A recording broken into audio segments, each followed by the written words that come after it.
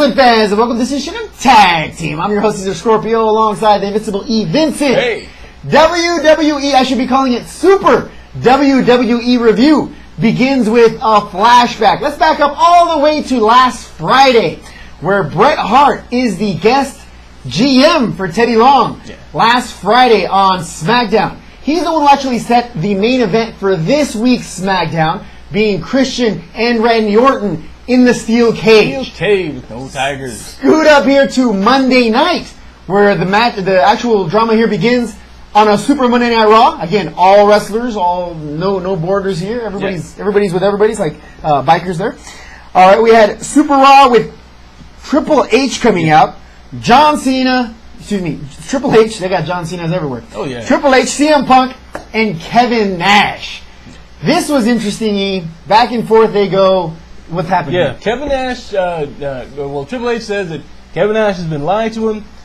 Tells Kevin Nash to come out to the ring. CM Punk comes out instead. Says he believes that Triple H and Nash are in it together. This goes back and forth. Nash comes out. Says that he was the one that told his driver to call Laurinaitis to call him and tell him that he was in the hospital just to get Triple H out of the building so he could do what he was going to do. Lied. And CM Punk isn't buying it. Makes a big show of vomiting and throwing up, pantomiming a vomiting fit. Better stop doing that. I'm probably going to throw up. Exactly. And says that he still thinks that they're all in it together. Punk questions Triple H's manhood. Triple H relates and says that there's going to be Nash versus CM Punk at the Night of Champions. And that's how the evening starts. Okay, well, that was a mouthful. Thank you very much for saying that. I didn't even breathe enough. After that, we had Randy Orton versus Dolph Ziggler with Vicky Guerrero. Swagger looking on here in the back. Make a long story short, Orton wins. What a surprise. And Vicky's not happy, but Swagger in the back is.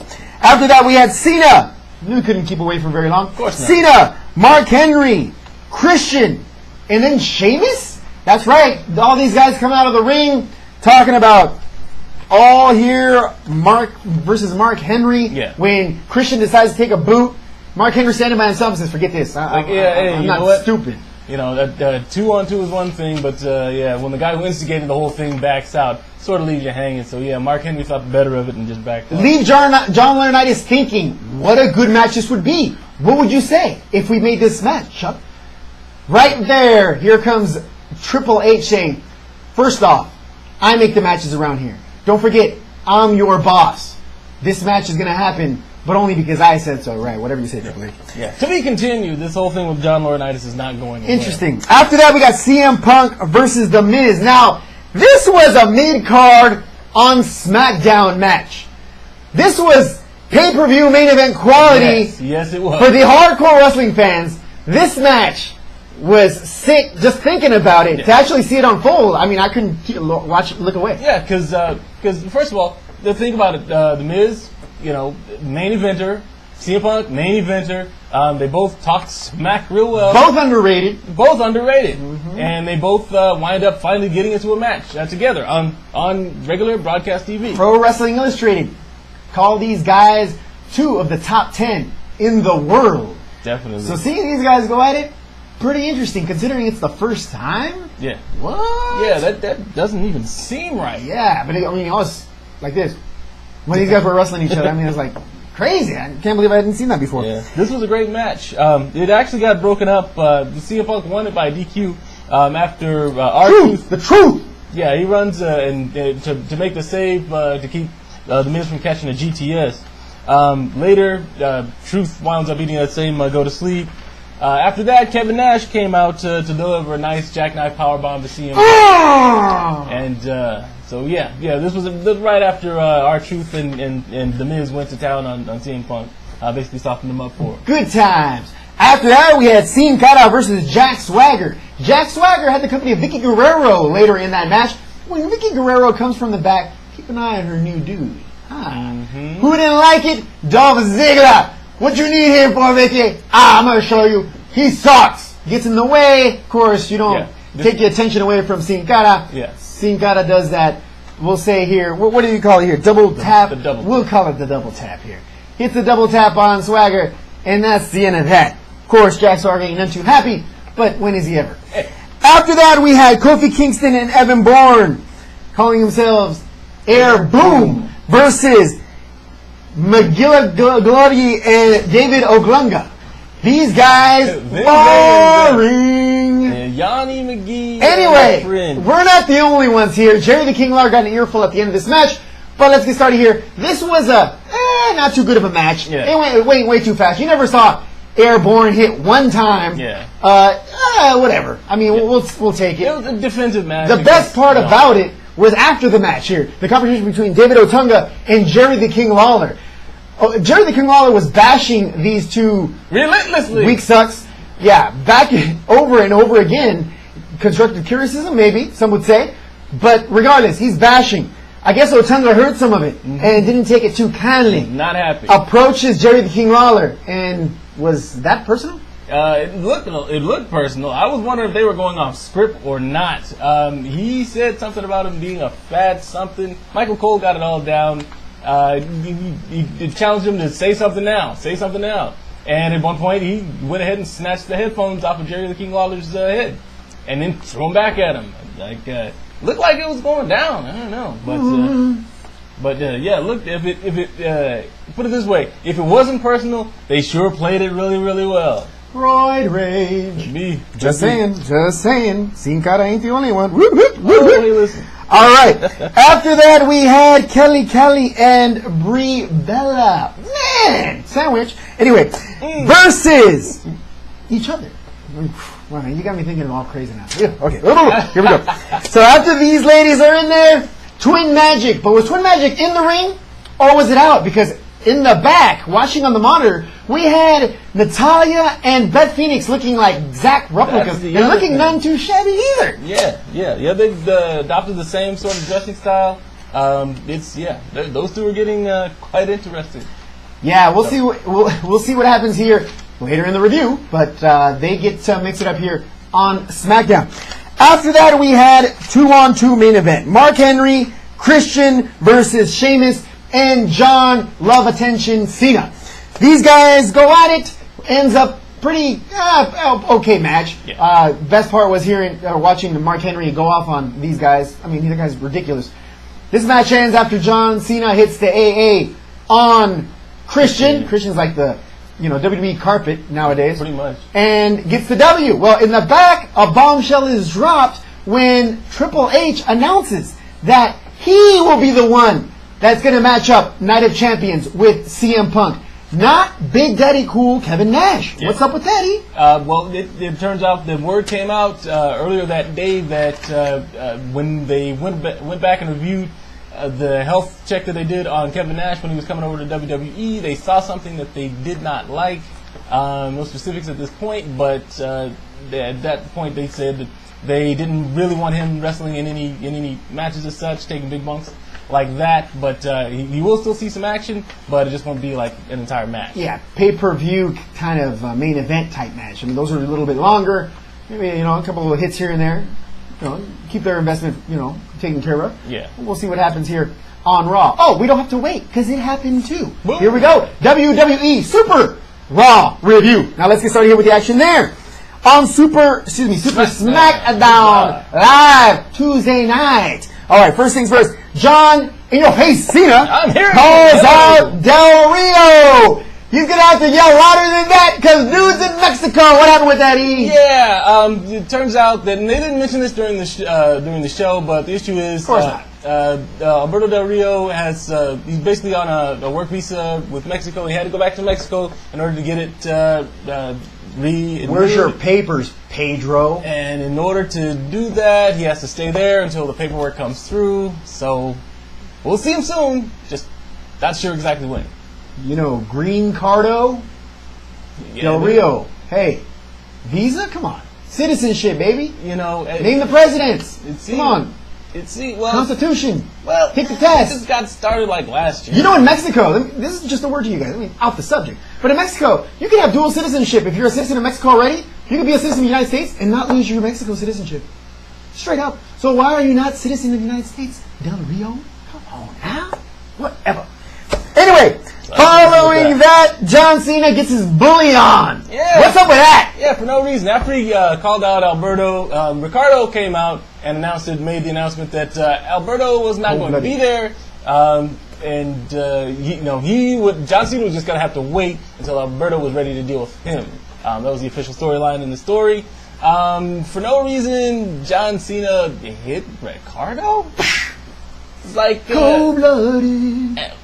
Very un-Cena-like. And Wade Barrett pointed this out later when he came out. He said, at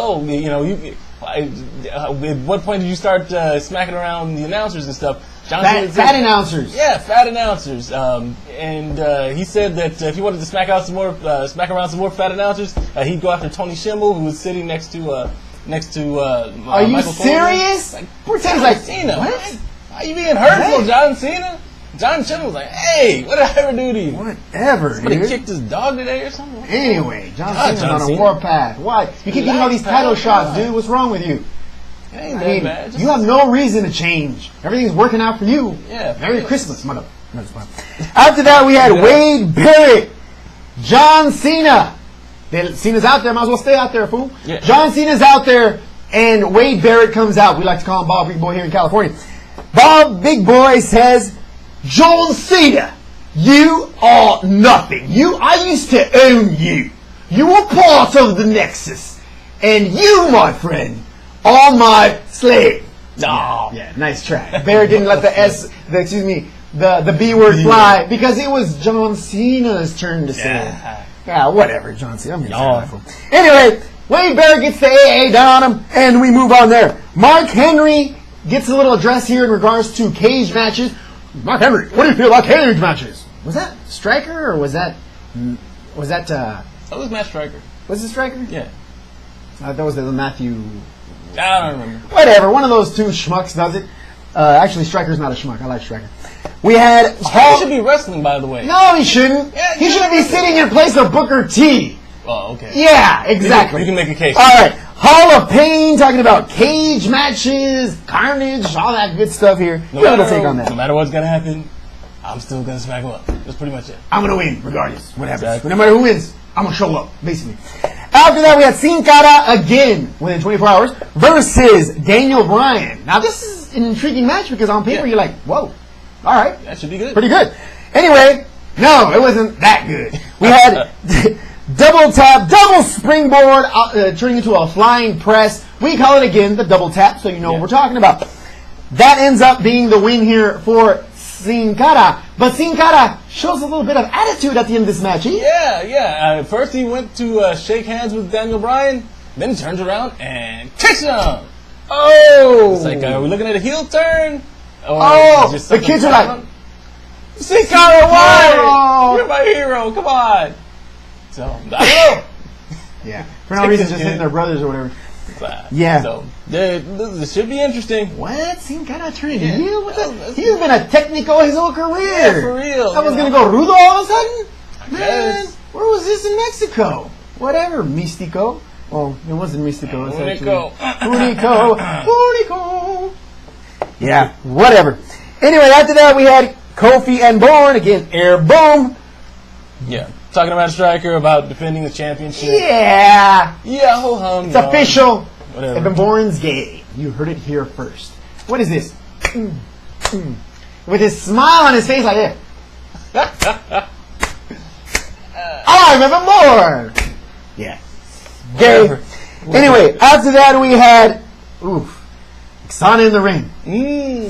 Nice. Mighty nice. Like it. After this, she announced the Divas match with Alicia Fox and Kelly. Now, Alicia Fox looks like she's turning face now. Yeah. She used to be a big old meanie all of a sudden, but she and Beth Phoenix apparently had a falling out on the last tag match that they had. So Better off. She doesn't focus on being such a, heavy now. She can let her beauty show. Yeah. And, she's got some. Definitely. So we had here Fox, Kelly versus Beth Phoenix and Natalya. Sorry, Fox. You got shafted.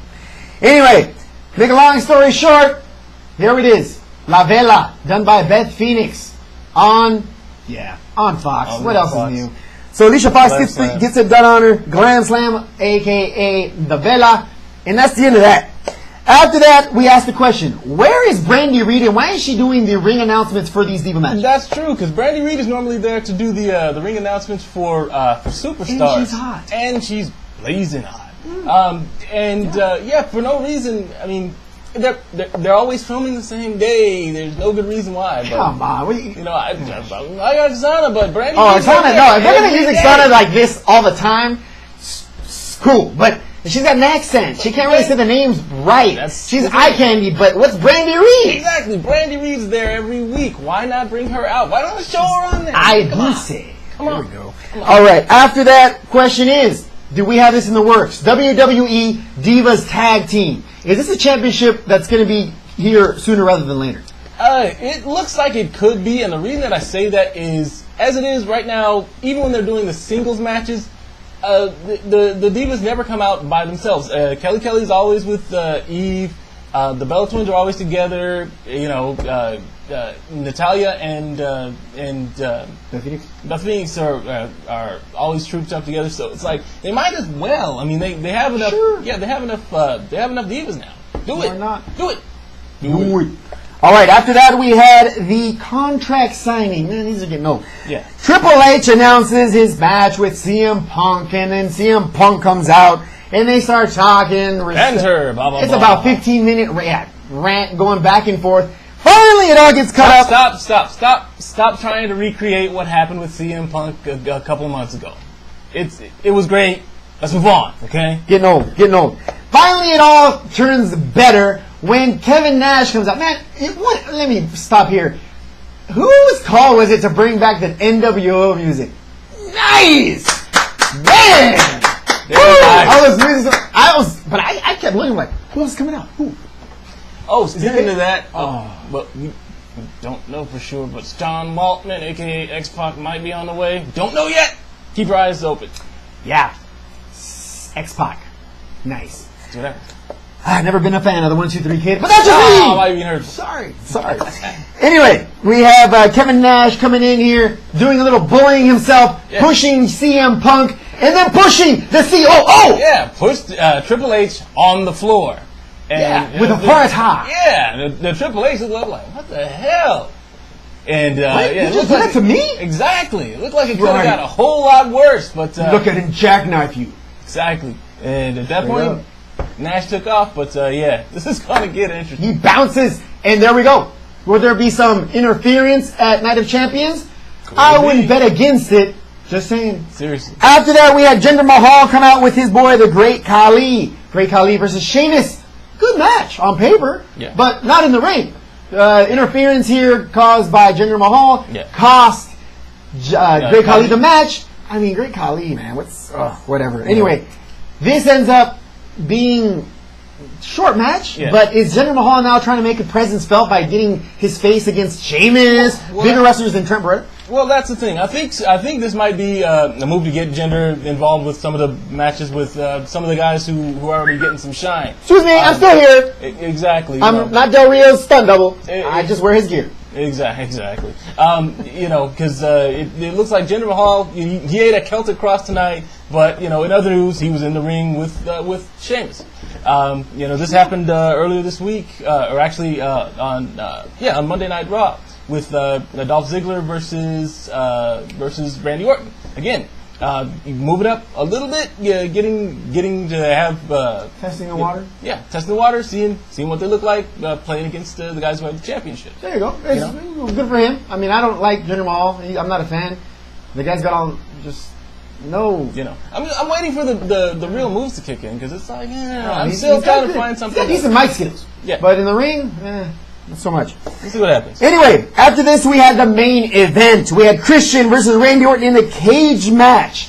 These guys are quickly becoming classics, these matches that they're having. The only thing is that it's not really classic when one guy wins every time. You always know who's going to win. That's... The actual action was way above reproach. This was over the top. Great match. Again, to defend the WWE, Christian did win a match via disqualification on Orton's part here against him. If you want to call that grudge or whatever, I mean, straight up match, he's never won, and that's not fun. So, it was a great match, but expected.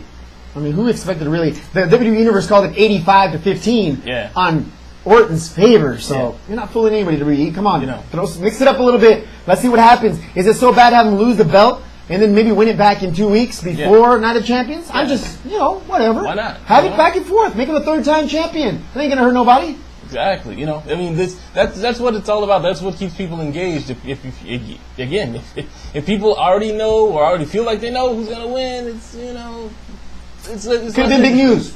They didn't let it happen. I mean, even if they did the same thing that they did last time and took it right back away, at least still 3 times. Exactly. Hey, 3-time champion. Hey. All right. After that, we had Randy Orton RKO off the top rope, and that's how that bad boy ends. That was sick. Unfortunate here for Christian, but what'd you expect? He's Christian. Anyway, after that, we had Mark Henry make his presence felt as he predicted after this match and mix it up a little bit himself. Came in, beat up on Randy Orton. Christian slunk away and he delivered the world's strongest slam on Randy Orton, the champ. Stood around looking all menacing, and that was pretty much it. That's it. It's a wrap. It's the end. That's it for the WWE review. Super WWE review. Remember, we had the live coverage on UnifiedWrestling.com, and we always do have the live coverage of live events and spoilers on the recordings on UnifiedWrestling.com. Be sure to catch our show, TNA Review, this Thursday night. For myself, Cesar, Scorpio, Invincible E, Vincent. Thank you very much for watching our extra long Super Tag Team Review. See you guys on Thursday. Take care.